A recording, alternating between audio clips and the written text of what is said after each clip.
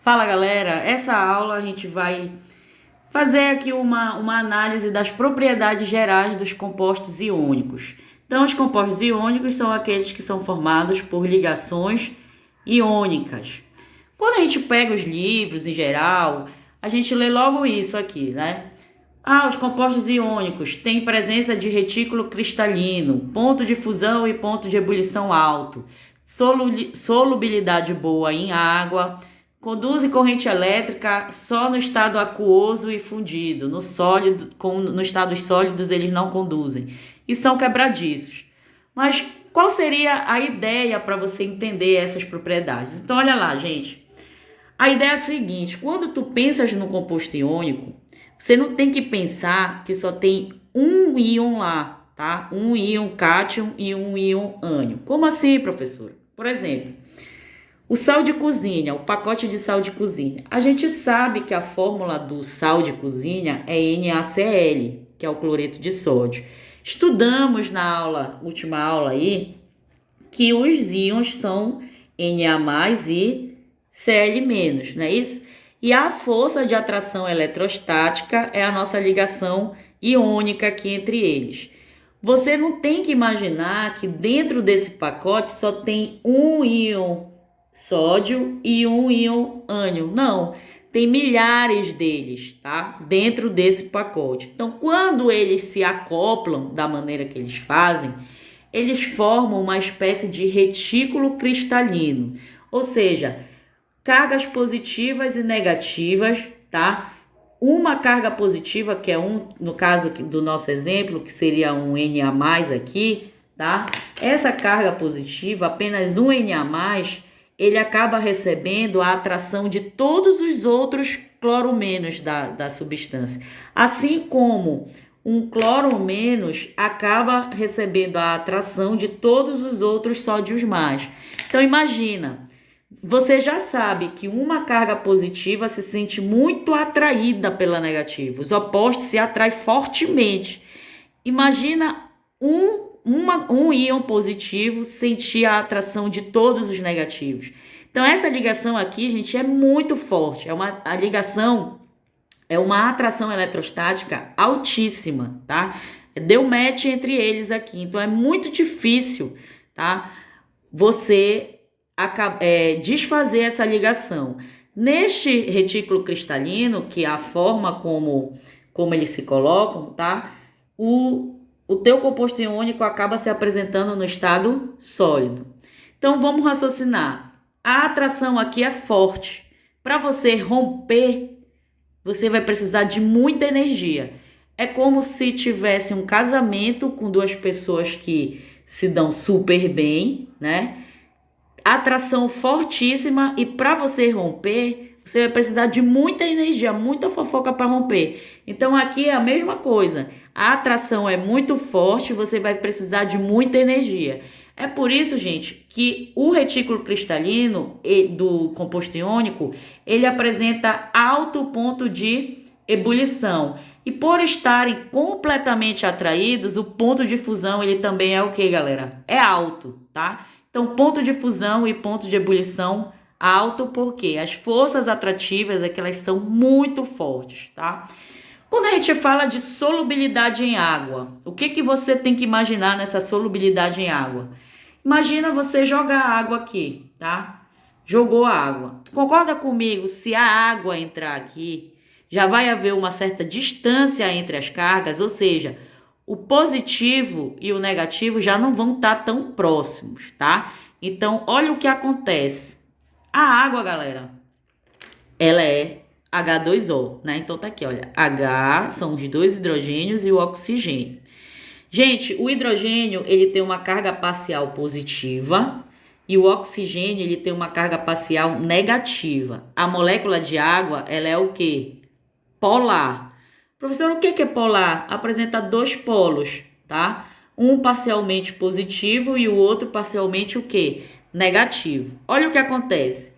O polo positivo da água, ele se sente atraído pelo íon negativo do nosso sal lá, que seria quem aqui? O cloro-, tá? E o polo negativo da água se sente atraído pelo íon positivo do sal, que seria quem aqui? O Na+. Só que o que a água faz? Ela envolve o íon todo. Isso a gente chama de solvatação. É como se tivesse água por tudo que é lado, tá? Nesse momento que a água envolve todos esses íons, a gente costuma dizer que é o momento que está no estado aquoso, ou seja, a água ela está envolvendo os íons, ou seja, os íons ficam envolvidos por molécula de água. Então aqui, gente, nesse estado aquoso, quando a água solvata o íon, esses íons, de certa maneira, eles se tornam mais livres, tá? Então eles ficam um pouco mais livres. Galera, os íons do teu retículo cristalino ficando mais livres, olha o que acontece. Outra propriedade, eles passam a conduzir corrente elétrica. Professor, então é o seguinte, o composto iônico, ele só conduz corrente elétrica no meio aquoso? Sim, no meio aquoso e quando ele está o quê? Fundido. O que é fundido? É quando ele passa do sólido para o líquido. Porque no líquido, gente, os íons, eles também estão o quê? Mais livres. Então, precisa dessa liberdade, tá? Iônica dentro do composto para poder ter a condução da corrente elétrica. Se não tiver essa liberdade, gente, por exemplo, no estado sólido, que eles estão presos, não vai conduzir corrente elétrica, beleza? Outra propriedade dos compostos iônicos, eles são quebradiços. Essa propriedade a gente vai entrar no assuntozinho que é chamado de clivagem. Então vamos continuar aqui. Beleza, você já viu que os compostos iônicos eles são o quê? Sólidos. Mas embora eles sejam sólidos e rígidos, eles podem ser o quê? Quebradiços, tá? Como assim? Para ocorrer essa propriedade dos quebradiços, a gente precisa entender o que é um processo de clivagem. Eu coloquei aqui o retículo cristalino, olha, positivo altamente atraído pelo negativo, positivo atraído pelo negativo. Então aqui, gente, eles estão muito unidos. Para você dar a oportunidade de se quebrar, precisa colocar aqui muita força. Então vamos supor que aqui eu coloque, né, muita força. Olha o que eu consigo fazer. O que estava linear, eu consegui baixar. É como se eu tivesse batido aqui, ó, e deslizou o plano. No momento que desliza o plano do retículo cristalino, você tem uma clivagem. Veja bem, não deslizou o plano? Agora, olha a desorganização que ficou. Ficou positivo do lado de positivo e negativo do lado de negativo.